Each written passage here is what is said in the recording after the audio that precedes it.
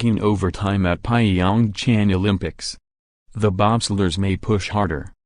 The speed skaters may go faster. The ski jumpers certainly will soar higher. Yet no one will work longer hours at the Pyeongchang Olympics than American curlers Matt and Becca Hamilton. By qualifying for both the new mixed doubles discipline and the traditional, single-gender curling event, the siblings from McFarland, Wisconsin, could be on the ice for as many as 50 hours, by far the longest anyone will be in live competition at the Winter Games. No one is saying that's harder than, say, the 50-kilometer cross-country race. But even the skiers will be back in the lodge sipping cocoa after a couple of hours. Depending on tie-breakers and whether they can get a bye in the semi-finals, the Hamiltons could be competing for 18 straight days. No curler's ever done that, Becca Hamilton said. Not many curlers are going to be able to get the opportunity. A 600-year-old niche sport that catches the world's attention every 4 years, the sweeping, the shouting, the pants, curling will be ever present in Pyeongchang. Athletes will be throwing stones from the day before the torch is lit until just hours before the closing ceremony. The Olympics have done awesome things for curling, Canadian second Joanne Courtney said. And it's just great to be a part of it. Here are some things to look for in the 2018 Olympic curling tournaments. Double-time mixed doubles will make its Olympic debut, followed on the ice at the Gangneung Curling Center by the more familiar, single-gender discipline. The United States was one of the few countries that allowed athletes who qualified in traditional curling to also try out in mixed. That gives the Hamiltons an unprecedented chance to claim 2 curling medals at the same Winter Games. Or, if they falter in the mixed doubles, get a second chance to claim only the second Olympic curling medal in U.S. history.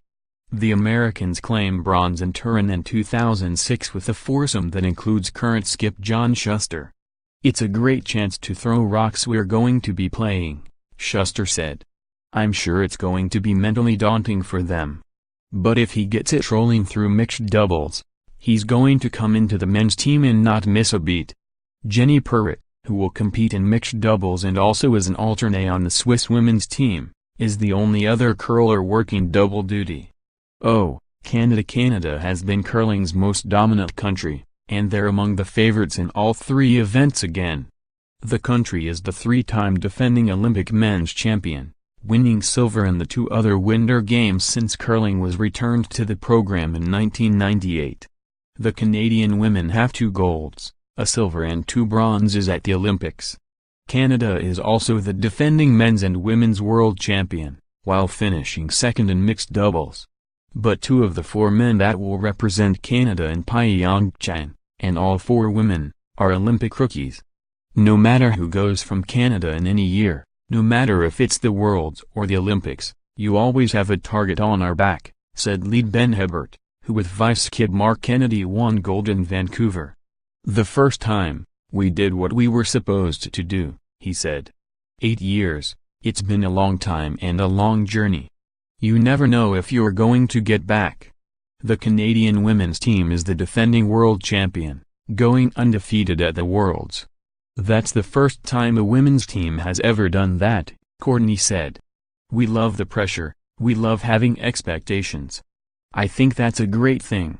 Home ice. How big is the home ice advantage in curling? Shuster remembers going to his first Olympics in Italy, a country that like South Korea has very little curling tradition.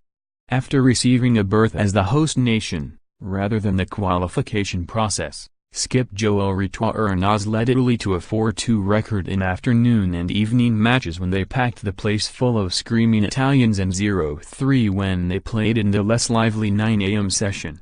The Koreans are certainly going to have that advantage, said Hebert, who rode the crowd enthusiasm to the top of the podium in 2010. To have the crowd behind your back, it was amazing to have hundreds of people you know there, plus all the Canadian fans cheering for you. It's no different than having the home field advantage in football or hockey. You feed off of it. While the South Korean teams would have been included as the host nation anyway, the women earned their spot by finishing 8th in the qualification standings. The men were 15th for the 10-team field, and the mixed team was 10th in an 8-team field.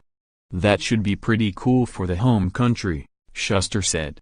More app Olympic coverage, https://wintergames.app.org